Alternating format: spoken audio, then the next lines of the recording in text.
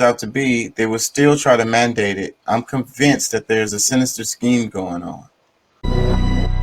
Yeah. Just woke up. Didn't even cut the lemons. You don't own the pitcher. You don't own the house. Oh yeah, this is the point I wanted to cover. Let me take it back.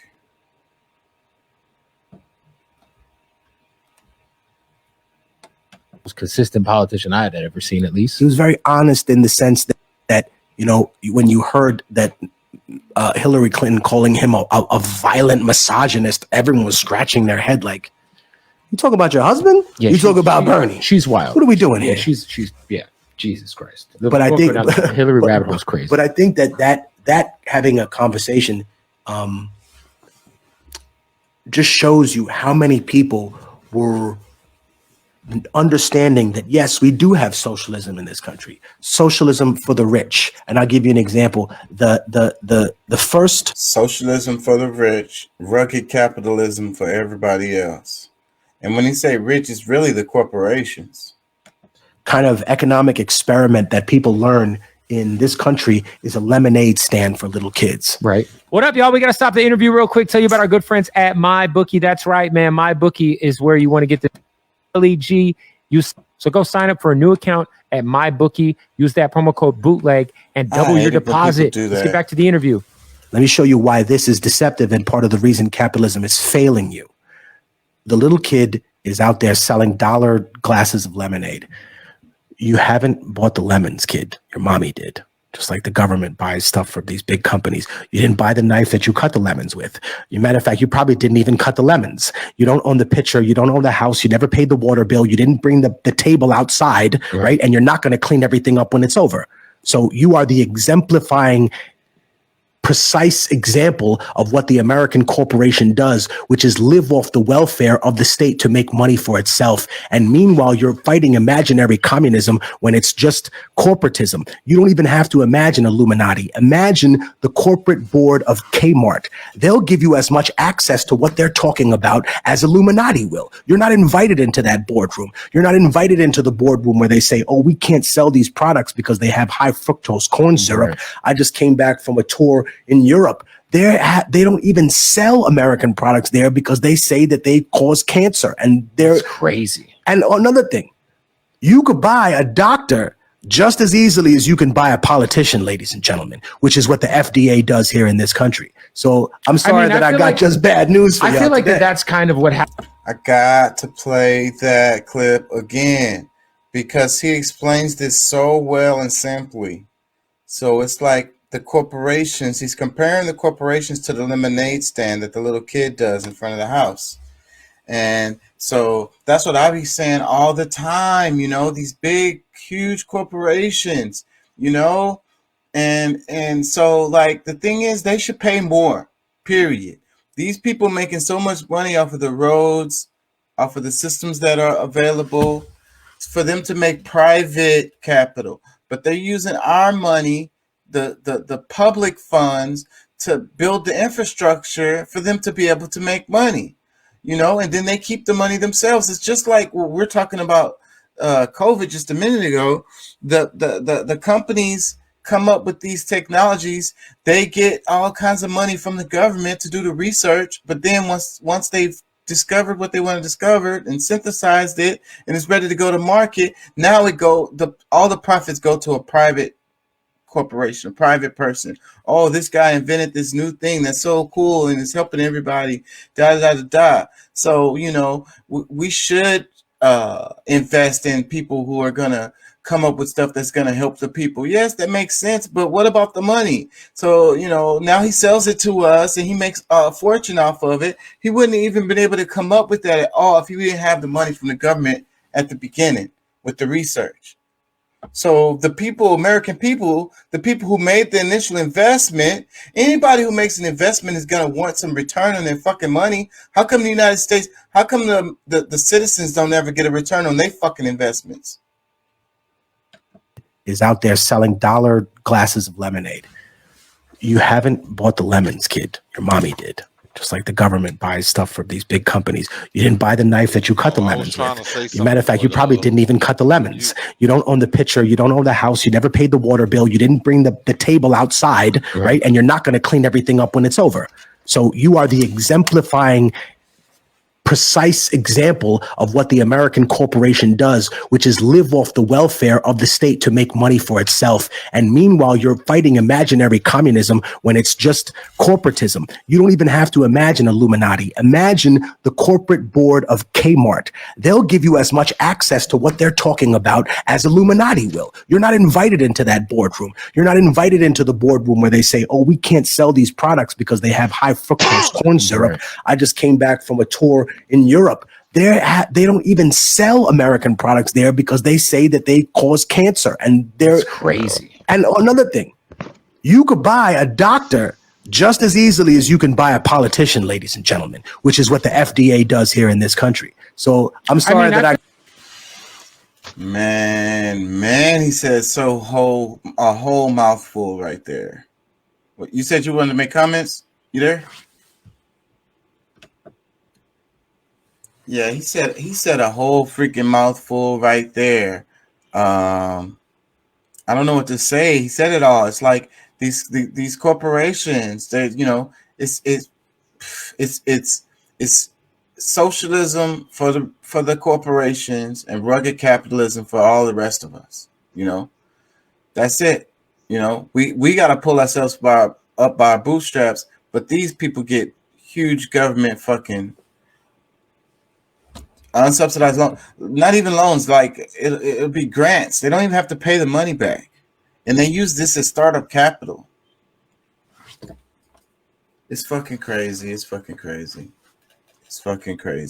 And then they got the people arguing about cultural issues, talking about we don't want to be in a communist country, Meanwhile, they're getting raped and robbed left and right. And socialism is happening here in this country in all different kinds of ways.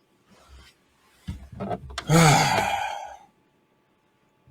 wish people understood better.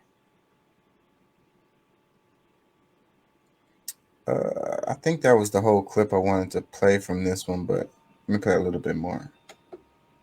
I got just bad news for you. I feel like that's kind of what happened with the entire COVID shit. It was like the doctors who would say, hey, it's not for everybody, or they got silenced or they got taken off Twitter. I know there was one guy who was a writer. He was just on Joe Rogan recently, who he actually sued Twitter because they took him off Twitter. They banned him. He's like a writer because he pretty much spoke out against the vaccine, just saying, hey, guys, it doesn't cure it. They deleted his tweet. Right. They banned him, and he sued him because that's kind of a part of his living as a writer.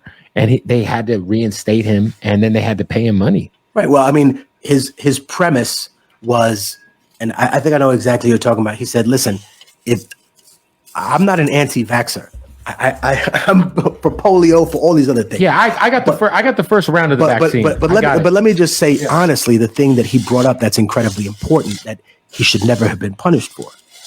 He said that it's technically not a vaccine because if you take it, then you shouldn't get the virus. If you can still get the virus, but for example, what they decided to rebrand and say, well, it's not that you don't get the virus, it's that you get a much lesser effect. But that's not what they said initially. Exactly. So that's kind of the back foot that they fell on. And that's kind of like what I get when I argue with people and they want to try to convert me to something, and then I bash them so hard, and then they're on the back foot saying, oh, both sides are corrupt. No, that's where you should have started from, brother. That's not the position you retreat to. So when I discuss these things in terms of like the COVID response, that was a big reason why we did the Rebel Army runs. We defied the lockdowns, not out of gratuity, not just to be on IG like, oh, we're out here when they said we couldn't be. That's not rebellion. That's not revolutionariness. That's just you trying to be a troll for IG. We actually went out there, and when we were moving this food and these products, the police stopped me before, and they said, what are you doing? And I said, I've become the food program for the grant houses. I'm feeding these people. That's just what I'm supposed to do, isn't it? And the guy's like, you're wearing like you're wearing a vest and you have a scanner. Right. I said, that's for my own personal amusement. And he's like, what are you doing with that today? I said, I don't feel like discussing my day, officer, but I'm going to be here and I'm going to continue to support these people in my community. Oh, by the way, you're from the 26th precinct, right? You're one of Captain Alex's boys. What if she found out that you were trying to cut off the food program out of that de Blasio canceled? You know, de Blasio, the one that you hate, right? Yeah. I know how to talk to people. Right. So the guy's like, man, you can either stop me from doing what I'm supposed to do, brother, or you can make sure that we get through to these people. And I'm going to be real. They folded, not in like no, they folded like, wow, I see your point. Cool. So we were out there, and through all the lockdowns, we started this program in March of 2020. So when this just started, because they really announced the pandemic in like February. So late March, early April was when we started. And it was me and this one tiny little Dominican girl. Wow. Right. And her boyfriend would help now and then. But that's what it was. So I tell people, listen, you're going to get yelled at. You're going to have people disagree with you. It's okay. What the purpose is not to force your ideas on other people. You let them come to them naturally. You present other arguments and you give them the ability to make that decision. 100%. I think too many times, like we were just talking about, people expect to be able to change someone's mind immediately. And people don't work like that. I mean, if you tell people not to do something, it's a perfect way to get them to try to do something. That's how human beings are wired. And if you tell don't people touch the apple. If you tell people they have to do something, you're right. Then they're going to be like, do it. well, wait a minute. Right. Wait a minute. I have to do it. It's my body. What the fuck? As opposed to like, hey, here's the facts. Figure it out. Right. 100%, man. But I mean, look, my mom is a 2-time cancer survivor, so I took it very seriously. Of course. Like, I mean, my grandma passed away from it, you know?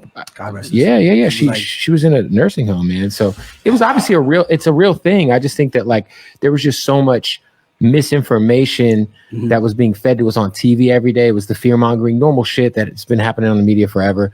And I feel like so many of the voices that were just kind of giving other alternative points and actual facts about the vaccine were silenced. And it was just like, I feel like two years fast forward, a lot of that is kind of like, yeah, well, maybe if you did catch COVID, you really didn't need to get the vaccine. If you're a healthy person and you got it, your antibodies are going to be stronger. And you know, if you're a younger male, you don't have to worry about the risk of myocarditis and all this. But if you are a young person and you happen to have anything like a breathing issue or asthma, then you're much more likely to suffer some of the worst consequences. Right. It's like, it just depends on your like that. But that's my whole point. Why I told people, hey, don't listen to a shock jock. Go to your doctor 100%. And get checked out and say, hey, is it okay if I do this or is this wrong? And I think what the main issue that I saw happen with so many people is that people weren't empathetic towards people who thought they really needed it, and the people who were in need of it had no empathy towards the people that were on some like holistic medicine stuff, which is something that I'm down with. But at the same time, it's like, okay, you're going to tell me that now because this person wore a mask that they're propagating fascism. Like, okay, I had an argument with a dude, like a friend of mine who's a prominent guy in the anti-vax world. And I said, listen, brother, they didn't take your freedom this time. They already had it. When you butchered 1 million Iraqis, a country that had nothing to do with 9/11. Yeah. They already got your freedom when they sent you to Afghanistan. They already got your freedom, right, when they had you bomb Libya and open a slave market there. They already got your freedom. What they wanted now with this was something totally different. They didn't need to put a microchip in the vaccine. You already got the microchip. That was in your walking phone. around with this. Right? It's in your pocket. That's what I was telling everybody. But what they did do is that exposed something even crazier, that Adam Smith and Karl Marx, even though they're diametrically opposed sides of communism and capitalism, were both right. There's only two classes. The middle class is a farce, right? And that's what COVID taught you, because you could have a nice house, Kev, you have a nice car, a job, but you're worth negative $600,000. And a lot of you lost your homes during that time. Yeah. And you realized, oh no, there are only two classes. There's the working class, and there are the people who control the means of production. And if you're not one of these two people, then you think you're one in the middle. You're not really one in the middle. You're here. See, these people know who the fuck they are. They don't pay taxes. Right. Their corporation doesn't pay taxes. If people want to look up any example of that, there's a famous woman from New York called Leona Helmsley who owned the Helmsley building. And she got in trouble because for years, she paid no taxes like all major corporations. Yeah, I mean, Google doesn't pay. I mean, none of these Right. people pay taxes. But she went out and said in the media, in the New York Times, only little people pay taxes. And they had to get her because this caused such a fucking uproar in New York. They were like, little people. Like, you mean working class people? Because a capitalist system creates food and shelter as commodities. So you're forced to work a 40-hour work week instead of venturing to things you would possibly like. The fact that, look, if I get an album done and I pay the record label back in a traditional scenario, I don't even keep the intellectual property. That's crazy. If I get a bank a loan for anything else and I pay the loan back, I own the car. The car's mine, everything. Yeah. The problem is this. Now people bring up, is the house really yours? Because if you don't pay those property taxes that equal the equivalent to the house paid over 50 years, they take the house. Yeah. Do you ever stop paying for it? Also, like, how many people actually finish the 30-year mortgage before they move on to the next thing? It's like a rotation of fuckery for sure, man. Hey, we got. Yeah, man. Mortal tech. Always wise words. I love listening to that guy. And I'm a fan of this guy. Like, not, just him as a person, man. Freaking, he's inspiring to me. Uh-oh. I might.